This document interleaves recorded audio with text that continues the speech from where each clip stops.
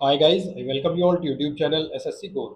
आप में से बहुत सारे बच्चे हैं जो एसएससी स्टेनोग्राफर 2024 का फॉर्म भर रहे होंगे या भर चुके होंगे। फॉर्म भरते वक्त आपको कुछ दिक्कतें भी आ रही होंगी, उसका डिस्कशन करूंगा। बहुत सारे चैनल पर आपने देख लिया होगा कि स्टेनोग्राफर के फॉर्म निकले हैं। क्या आपको पता है किस डिपार्टमेंट में कितनी वैकेंसीज है?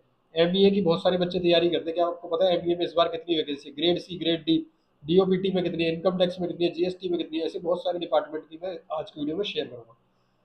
हम इससे पहले एसएससी, सीजीएल, सीएचएसएल और भी एग्जाम्स की जो है डिपार्टमेंट वाइज वैकेंसी शेयर कर चुके हैं और कट ऑफ भी। ठीक है, माय नेम इज हेमंत, मेरे बारे में आप डिस्कशन में पढ़ सकते हो। बहुत सारा कुछ डिस्कस करने वाले हैं। टारगेट स्कोर क्या रखना चाहिए आपको। तो अहम मुद्दा यहाँ पर सबसे पहला क्वेश्चन ये है, is it possible to learn stenography? क्या आप सीख सकते हैं जितना टाइम बचा है? तो मेरा आंसर है अभी के लिए नो। ठीक है, क्योंकि इतने कम टाइम में पॉसिबल नहीं है। 3 से 4 5 महीने तो आपको सीखने में लगते हैं, फिर उसकी प्रैक्टिस करने में। तो मेरे हिसाब से 9 महीने का टाइम जरूरी है। फिर भी कुछ बच्चे जो करना चाहते हैं स्टार्ट, बट उनको ज़्यादा टाइम डिवोट करना पड़ेगा, 5 से 6 घंटे स्टेनोग्राफी में। और आप ऑफलाइन करेंगे तब ज़्यादा बेटर रहेगा ऑनलाइन से। तो ऐसे बहुत सारे बच्चे हैं जो तैयारी कर रहे हैं काफ़ी पहले से, 1 डेढ़ साल से तैयारी कर रहे हैं। उन बच्चों का नुकसान होता है अगर आप बिना तैयारी के स्टेनोग्राफर के पेपर को देते हैं। क्यों? क्योंकि उनकी प्री जो है, एक ही पेपर होता है इसमें, उसकी कट ऑफ बढ़ जाती है। एक ही पेपर में इंग्लिश, जीके, रीजनिंग, ये 3 सब्जेक्ट आते हैं। अगर आप बाकी एग्जाम की तैयारी करते हो और स्टेनोग्राफी नहीं आती है आपको, जैसे उसमें पूछता है फॉर्म भरते वक्त, do you possess stenography skill? ठीक है, तो आप अगर यस कर देते हो और फॉर्म में अपीयर हो जाते हो एग्जाम में, तो उन बच्चों का नुकसान होता है कट ऑफ ज़्यादा जाने से। कृपया करके ऐसा बिल्कुल ना करें। ठीक है, अब मैं एक एक करके सारी चीज़ें डिस्कस करूंगा जिन बच्चों को दिक्कत आ रही है फॉर्म भरने में, क्योंकि मेरे पास इंस्टाग्राम पर बहुत सारे मैसेजेस आ रहे थे इस चीज़ के रिगार्डिंग कि सर कि हमारी जो कुछ क्वेरीज है फॉर्म भरते वक्त वो डिस्कस करें। देखो, मैं बताना चाहूंगा पहले तो टारगेट स्कोर के बारे में। बहुत सारे बच्चे हैं जो जानना चाहते हैं कि कितना स्कोर उनको कम से कम उनका आना चाहिए कि उनका सिलेक्शन हो जाए। देखिए, प्रीवियस ईयर ट्रेंड को देखते हुए अगर अब मैं ग्रेड डी की बात करूं, ग्रेड डी की, ठीक है, लेवल 4 की, तो कम से कम भी आपका 145 प्लस स्कोर, 145 के अराउंड आना चाहिए ग्रेड डी के लिए। ये स्कोर अगर आपका जनरल कैटेगरी में आ रहा है, जनरल यानी अनरिजर्व्ड यूआर, तब आप सेफ है। और ग्रेड सी के लिए, क्योंकि इस बार 2000 वैकेंसीज है, तो ग्रेड सी के लिए उसकी भी कितनी वैकेंसीज है उसके हिसाब से डिपेंड करता है। तो आपके 155 मार्क्स आना जरूरी है। मतलब आपके 155 नंबर अगर यूआर कैटेगरी में आते हैं तो ग्रेड सी के लिए आपका चांस बनेगा। मॉक टेस्ट की बात कर रहा हूँ मैं। ठीक है, अब आगे चलते हैं। ये टारगेट स्कोर मैंने आपको बता दिया जो आपको मॉक टेस्ट में जरूर लेके आना है।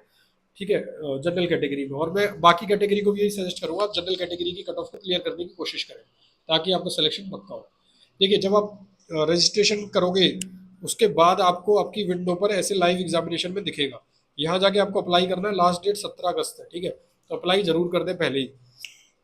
जब आप अप्लाई करने जाते हो तो आप पर्सनल डिटेल अपनी देख लोगे। उसके बाद एजुकेशन डिटेल में हाईएस्ट एजुकेशन क्वालिफिकेशन में जो बच्चे पूछे थे भाई, यहाँ पर आप कुछ भी सेलेक्ट कर सकते हो। पोस्ट ग्रेजुएशन, इवन पीएचडी भी यहाँ सेलेक्ट कर सकते हो। बट जो यहाँ पर आपका क्वालिफाइंग एजुकेशनल है, यहाँ पे बता देता हूँ, क्वालिफाइंग एजुकेशन में आपको अगर आपने 12th करी है तो 12th डालना है। ठीक है, ये 12th पहला वाला ऑप्शन। अगर आपने डिप्लोमा करा है जो 12th के इक्वलेंट है, तब आपको इक्वलेंट टू 12th, या आपका कोई ऐसा ग्रेजुएशन सर्टिफिकेट है जो इसके इक्वलेंट है, ठीक है, तब के लिए क्वालिफाइंग में। वरना आपको 12th ही डालना है, चाहे आपने ग्रेजुएशन करी हो, पोस्ट ग्रेजुएशन, वो हाईएस्ट में डालना है। ठीक है, क्वालिफाइंग क्योंकि इसकी 12th है। पासिंग ईयर अपना डालने के बाद यहाँ पर सबसे ज्यादा कंफ्यूजन है बच्चों को। अगर आप अपना स्टेट सेलेक्ट करते हैं, suppose you are from Uttar Pradesh, तो यहाँ पर सीबीएसई नहीं आएगा। आपको दिल्ली सेलेक्ट करना है, उसके बाद सीबीएसई आएगा। फिर अपना रोल नंबर डाल दें, अपनी परसेंटेज। ठीक है, ये दूसरा डाउट था। तीसरा डाउट आ रहा है बच्चों का एज रिलैक्सेशन को।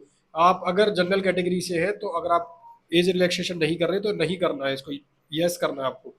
यस करते हो तो फिर यहाँ पर पूछेगा आपसे जनरल कैटेगरी में किस चीज़ की एज रिलैक्सेशन क्लेम कर रहे हो, तो इसलिए आपको क्या करना है, नो करना है स्टार्टिंग में। ठीक है, एक सबसे बड़ा क्वेश्चन ये वाला भी आता है कि आप अपनी इन्फॉर्मेशन को पब्लिक करना चाहते हैं तो इस पर यस कर दें।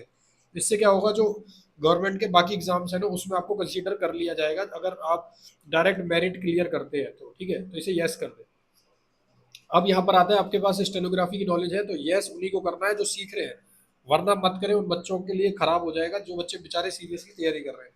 मीडियम में आप जिस मीडियम से कर रहे हैं वो करना है, फिर पोस्ट अप्लाइंग फॉर वो कर देना आपको। ठीक है, stenographer grade C and D दोनों है तो दोनों, अगर सी के लिए कर रहे हो तो सी।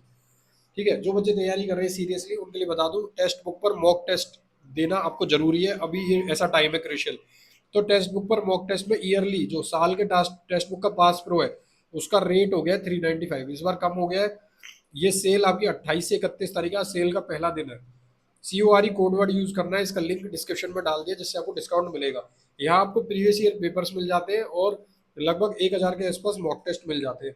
ठीक है, तो ये CGL के लिए भी है, CHSL के लिए भी है, सेक्शनल टेस्ट भी मिलते हैं आपको इसमें, फुल टेस्ट, चैप्टर टेस्ट भी मिल जाते हैं, मॉड्यूल टेस्ट भी मिलते हैं, और इसके साथ साथ आपको प्रीवियस ईयर पेपर मिलते हैं जो पास प्रो में मिलेंगे सिर्फ।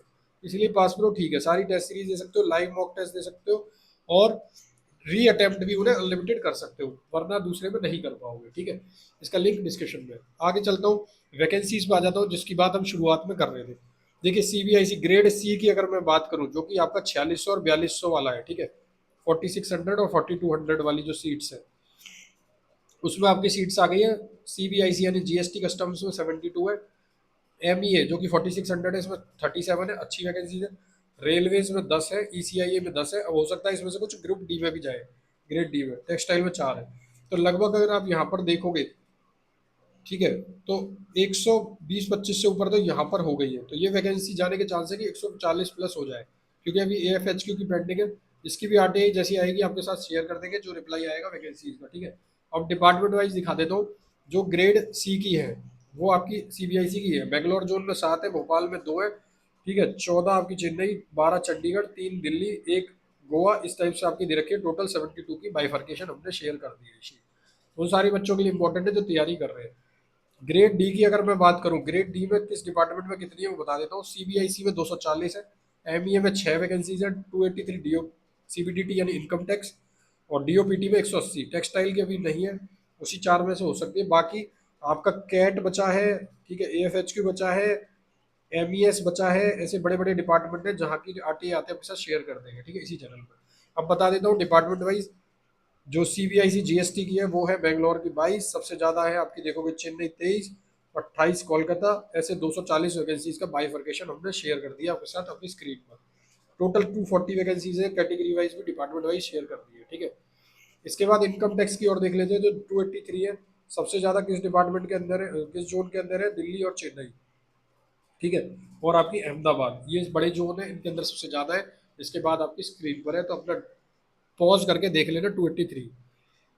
कोई भी चीज़ समझ नहीं आई है तो कमेंट करना, मैं रिप्लाई करूंगा। टेलीग्राम SSC कोर 123, यहाँ पर डिटेल डाल देंगे जल्दी जैसी आएगी। एनालिसिस वगैरह के लिए हमारा चैनल ज्वाइन कर ले टेलीग्राम पर, लिंक इसका डिस्क्रिप्शन में। ठीक है, thank you so much for watching this video. I hope you will like this video and share with your friends.